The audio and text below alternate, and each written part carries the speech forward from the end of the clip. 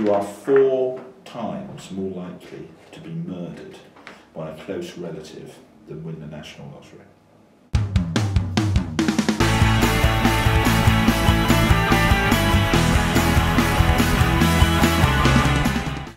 Hello, my name is Gerald Ashley, and it's my great pleasure to talk to you today about my new book, Financial Speculation, Trading of Biases and Behaviour. I hope you will enjoy it, and I'm taking this opportunity to run through some of the points and interesting topics that are covered in the book. Well, what made me write this book, I think, was a deep interest in financial markets, and also to look at markets in really quite a simple way. I think a lot of people are frightened and worry that markets seem very sophisticated, and I was struck by the fact how simple financial markets are. In fact, I would use the phrase that they are simple to understand but not necessarily easy to trade in, and I wanted to look at the sort of simple fundamental drivers that move the markets and write about that as a topic.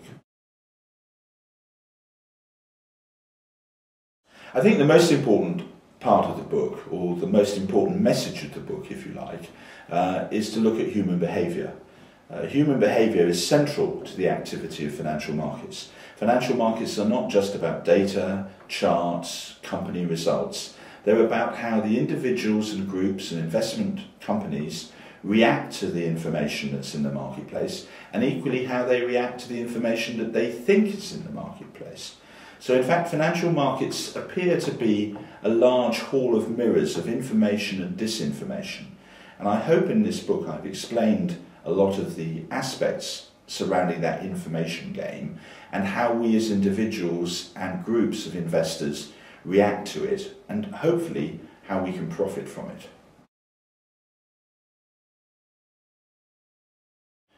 Key to our understanding and operating in financial markets is how we analyse them. Some people go for a very technical route, maybe looking at econometric data. A lot of people spend time looking at technical charts. Others say that really you don't need to worry about any of that, you just need to examine the crowd. What are the crowd doing? What are the crowd going to do next? My own sense is, in fact, it's a mixture of all of those things. What we find with analysis is that certain techniques come in and out of fashion. Charts have been particularly in favour since the development of personal computers, and economic data seems to go in and out of fashion as to where we are in the economic business cycle. On the psychological side of things, or on the human behaviour side of things, there's been a lot of development and research in the academic world, and some of this is now getting applied into actual investment decisions and the way investment groups look at the marketplace. These two camps are not necessarily rivals and not necessarily in conflict with one another.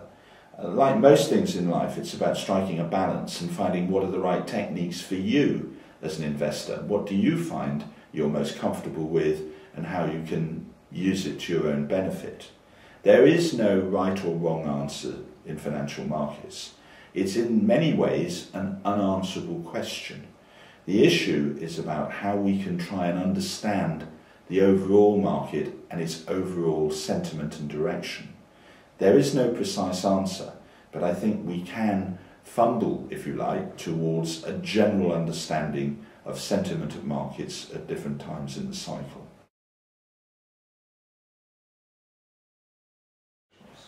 One of the themes I've tried to draw out in this book is this idea about, is stock market investment really just speculation? Are all these guys on the stock market really just a bunch of gamblers? Well, I think the answer to that is no, because I think the labels of speculation and gambling and investment are very blurred and get very confused. One thing we can definitely say is that gambling is really different from speculation and investment. If we look at gambling on its own, it's really what one would call a negative sum game. You cannot win as a gambler. After all, banks will lend to people who want to own casinos, but will not lend to people who want to enter them. When we look at speculation and investment, we're really talking about risk appetite. What I might call a speculation, you might think of as an investment. Equally, investments or owning certain assets move up and down a scale of speculation and investment. What may start out as a very steady Eddie investment turns out to have been maybe a wild speculation. This has certainly been the case in some of the blow-ups recently in the credit markets. So these labels can actually confuse your thinking about understanding markets. Put gambling to one side. Buy a lottery ticket if you want to, but it would be better to own the lottery company. But when you're looking at speculating and investment, you're really talking about your own personal risk preferences. It's important to understand those and to stick to them, but don't be hung up by the labels.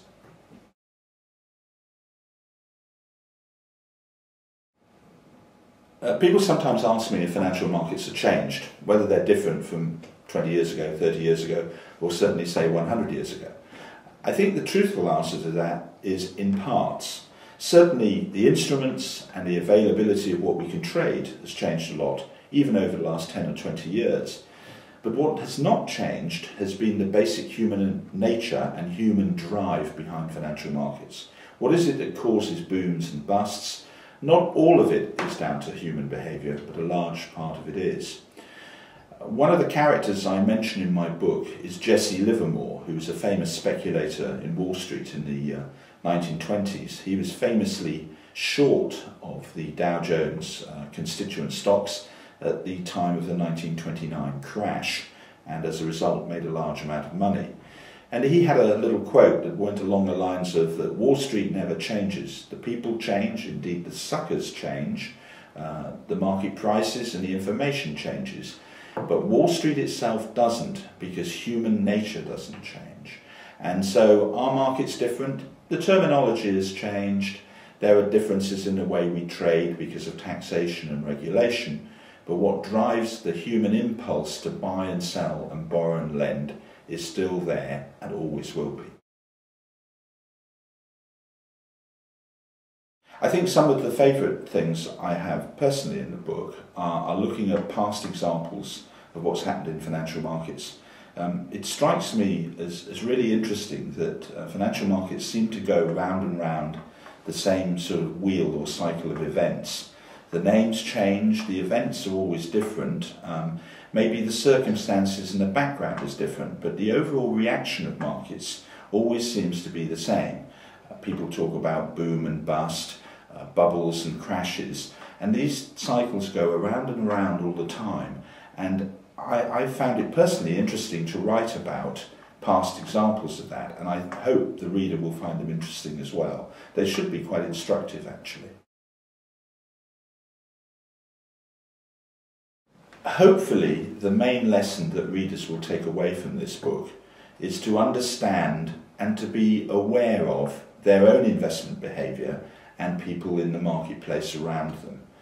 There's been a lot of research, some of it quite academic, on this topic, and a lot of people in financial markets are vaguely aware that there is a human element to it. Hopefully in this book I have teased out the key and salient points regarding investment behaviour, and that I've conveyed these to the reader and he'll be able to profit from it.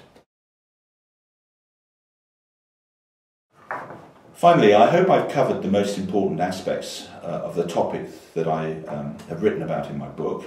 I hope you found this of interest, and that indeed you will find the book interesting.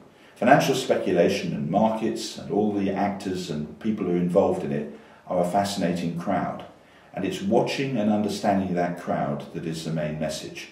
So as I say, I hope you've enjoyed this short video and that you will enjoy the book.